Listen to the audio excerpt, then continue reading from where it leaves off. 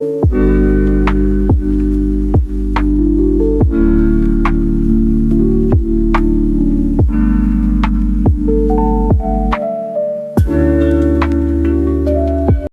jelly. Worker bees can transform a regular larva into a queen by feeding it a nutrient-rich secretion that is called royal jelly. Super smellers. With almost 170 smell receptors, bees have a sense of smell 50 times more powerful than dogs, which is necessary for locating flowers and recognizing hive members. Long-distance search.